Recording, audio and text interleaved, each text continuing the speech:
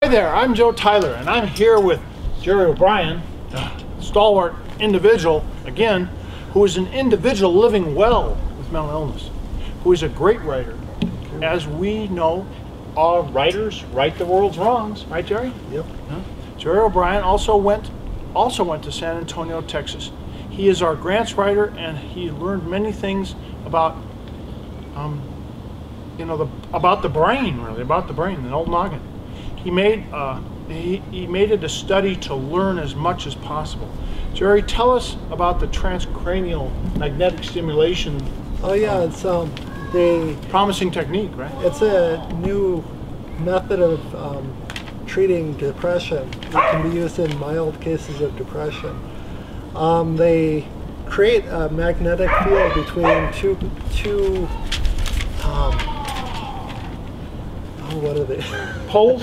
Two, anode and cathode, and they're able to create a magnetic field, and that they're not exactly sure how it works, but they're able to treat the depression.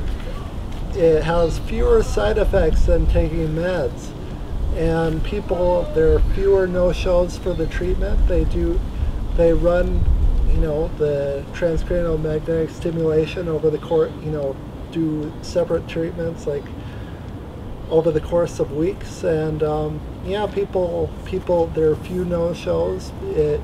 People report that they actually like the treatments. It's really good thing going on. Okay, and I know somebody in Reno who's doing it, Dr. Usard, I believe, who, I'm not sure where he works, but Dr. Usard does it in Reno, and he's getting more and more patients, and they're trying to get insurance to pay for it. Yeah, the FDA has given their approval. Good. A lot of insurance companies are not covering it just yet, but give it time. Okay, and then let's see, what are the kind of, oh yeah, you we went to a workshop on trying to get people, convincing people to get mental health treatment, because we know that half of people who have mental illnesses don't recover because they don't get to treatment. They don't get it. Right. A lot of people, they don't realize that they have a problem. A lot of people have anosognosia. So what does that mean? What is first of all, that's a big word. People don't have insight into their own problems. What their mental illness might be if they have one. And some people, they can be persuaded. There are ways that you can convince people that to go get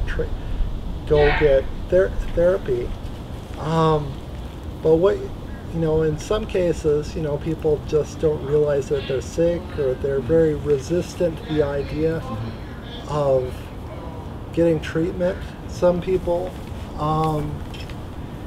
they're affected by stigma. They don't want to think of themselves in that way. Some people, there's just no foothold for you to convince them that they're sick.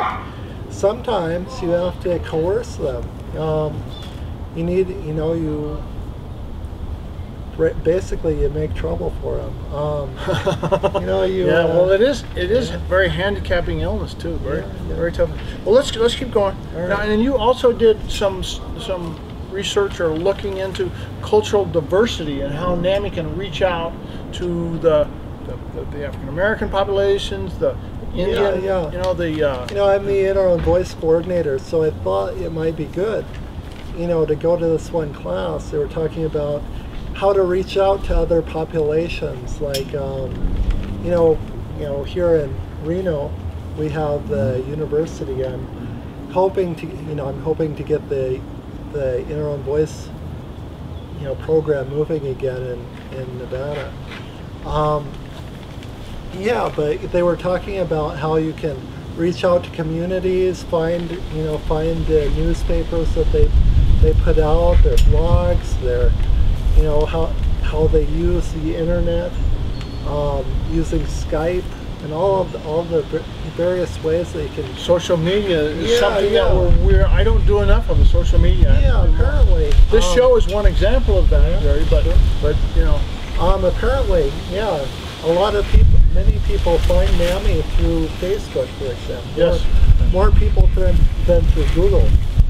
You know, so the challenge is, you know, besides just, you know, ethnicity or race, there's also, you're reaching out to young people, students in the university. You try to reach out to, you know, just people coming up. We have the, you know, I mean, we're trying, whereas NAMI is reaching out to new populations with the basics program. The, you know, there's something else. Okay. Yeah. Well, let's wrap it, and we'll right. get Kathy. There you go. Thanks, Jerry. Thank you. Thank you.